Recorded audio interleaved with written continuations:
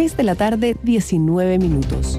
Esta sigue la recta final, ¿no es cierto? Esto es como un déjà vu para mí.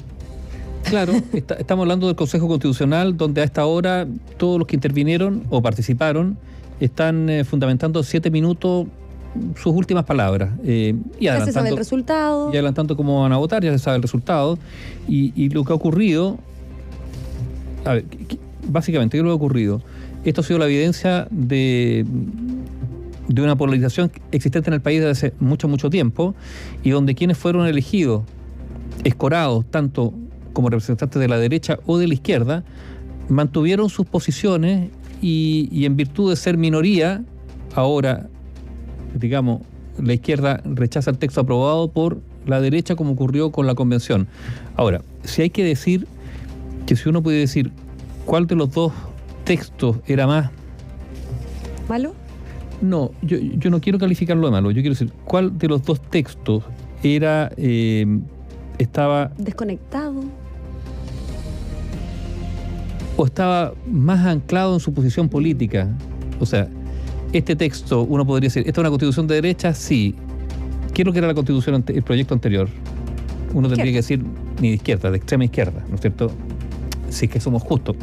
Pero da lo mismo, yo creo que opinión personal, probablemente lo más triste de constatar es que estamos ante fuerzas políticas o dos grandes bandos donde con posiciones irreconciliables en materias muy, muy significativas que le impiden llegar a un mínimo consenso para elaborar una constitución. Ahora, no se crea usted, digamos, de que las constituciones son la solución a los problemas. Las constituciones son un marco en virtud de los cuales uno puede establecer e implementar políticas públicas. Entonces, lo primero hay que decir que la sociedad, no sé si la palabra es desastrosa que hay, o que usted puede considerar desastrosa, es por unas malas implementaciones o nulas o inexistentes implementaciones de políticas públicas que probablemente podrían haberse hecho más de una constitución. Y aquí hay una responsabilidad de los gobiernos de no haber sido capaces de impulsar políticas públicas, bueno, y no conseguir mayorías parlamentarias para ello, eso es cierto.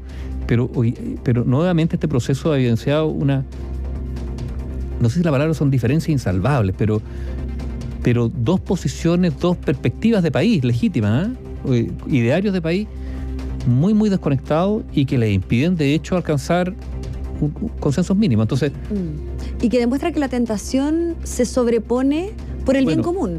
Lo vimos, por ejemplo, en el primer proceso constituyente, en donde los constituyentes de izquierda, de extrema izquierda, se vieron tentados a la hora de imponer sus posturas. Ahora, yo igual quiero decir, a ver, yo supongo o quiero creer de que todos han querido hacerlo mejor, desde posiciones que uno podrá considerar antojadiza, extrema, pero todos creen, tan convencidos que así el país va a mejorar.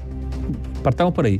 El problema es que muchos se vieron tentados por, en el andamiaje constitucional, en el fondo implementar ahí una especie de programa de gobierno o de proyectos de ley específicos cuando las constituciones no son para eso. Eso es cierto. Ahora, entonces lo que estamos viendo es que finalmente el plebiscito de diciembre, ¿qué es lo que va a hacer? Nuevamente va a ser un enfrentamiento entre oposición y gobierno. Porque así se están decantando las posiciones y así seguramente va a ser la campaña. Y una vez más se pasa a medir los sectores políticos.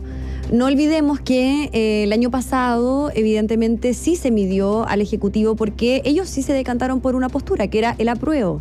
Y en esta pasada hay sectores de la oposición que están optando porque, por ejemplo, no salga a hablar respecto a este tema o que no muestre tanto su postura la presidenciable, digámoslo como es, Evelyn Matei. Claro, y algunos están diciendo que el presidente no debería para nada decir, digamos, cuál es su posición, porque también algunos se habrían tentado a votar o a favor o en contra del presidente, no a favor o en contra del proyecto constitucional. Como pasó en el plebiscito de... Y en eso estamos. Ahora, un auditor me preguntaba por WhatsApp, gracias a quienes nos escriben, bueno, ¿y qué pasa si es que se rechaza el 17? ¿Hay un nuevo proceso? No, eso no está escrito.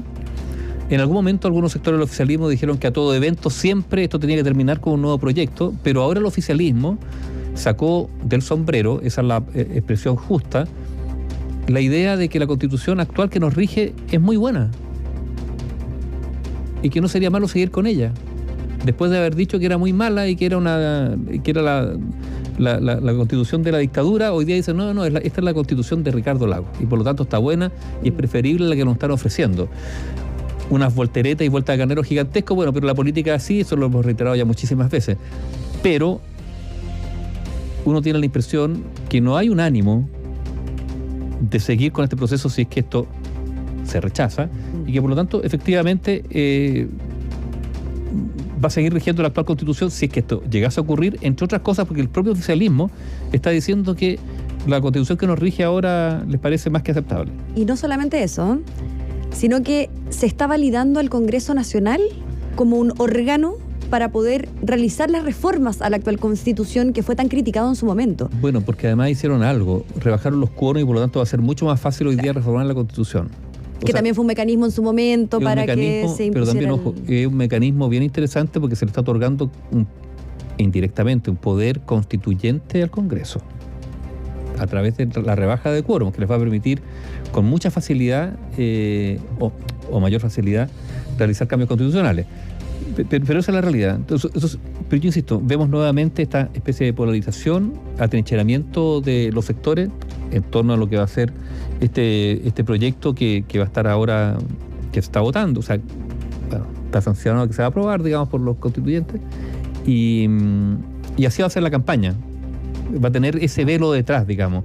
Oposición, gobierno, no independientemente, pero bajo el artilugio de los textos constitucionales que se van a poner uno al lado del otro. Esa es la verdad. El que nos rige actualmente y el que está saliendo de este Consejo. Y ya estamos escuchando también las frases que en algún momento también se escucharon, que es un nuevo estallido social. No olvidemos que, por ejemplo, Jaime Quintana, el presidente del PPD, senador, dijo que podrían generarse las condiciones que podrían propiciar un nuevo estallido social con este texto constitucional que propone el órgano constituyente.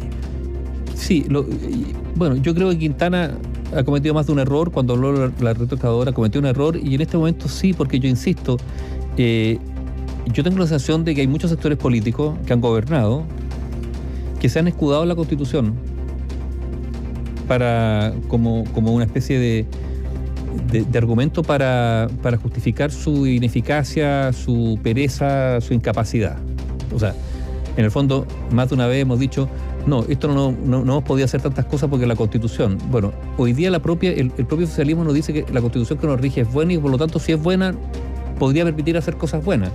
Entonces, el manido argumento de que en virtud de la Constitución que nos rige no se pudieron hacer cosas buenas, yo creo que no corre, y creo por lo tanto que si Quintana cree que el nuevo proceso o la nueva Constitución podría generar las condiciones para un nuevo estallido social, está obviando algo, que hubo muchos gobiernos que pudieron hacer muchas cosas que podrían haber atacado las causas o algunas de las causas que algunos esgrimieron para el estallido social, para justificar el estallido social. El propio socialismo actual, digamos. Y fueron gobiernos mucho tiempo y no fueron capaces de hacerlo. Y esto no era porque la Constitución se lo impidiera, porque resulta que la Constitución ahora tan mala no es, parece. Entonces, hay una especie de contradicción. Ahora, yo quiero volver al tema de la tentación. No, disculpe, perdóname. Hay una contradicción y sobre todo yo creo que hay un discurso que es súper engañoso, y es decir, que una Constitución soluciona las cosas. Aquí las verdaderas soluciones son la implementación de políticas públicas. Para eso se requiere idear esas políticas públicas y ejecutarlas. ¿Y por qué digo ejecutarlas? Porque aquí hay cosas que se han hecho y se han ejecutado mal. Podríamos hablar, por ejemplo, de lo que está pasando en Atacama con los profesores, donde el proceso de desmunicipalización que ahí se está implementando ha sido un fracaso. Y uno se pregunta, ¿es porque el proyecto era malo o es porque se está implementando mal? O las dos cosas. Pero algo malo está.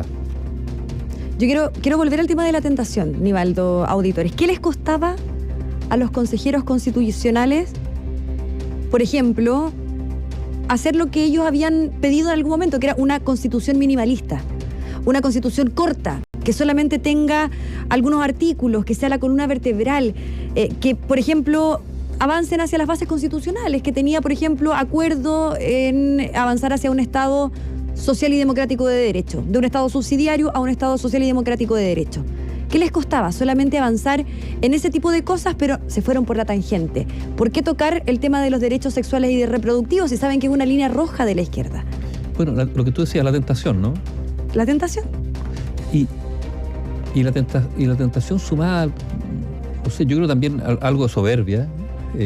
O sea, las posiciones maximalistas siempre denotan una especie de soberbia de quien la describe, en el sentido de sentirse poseedor de la verdad y por lo tanto no ceder ni un milímetro porque la verdad es cierta, ¿no? Y por lo tanto no puede, entre comillas, transarse. Pero yo creo que hay mucho de eso, soberbia, tentación también, y cálculo, tal vez un cálculo del corto plazo político que quizás en el mediano y largo plazo resulte nefasto, pero bueno, pero que por ahora creen algunos que le puede dar un rédito, digamos, generar las condiciones para.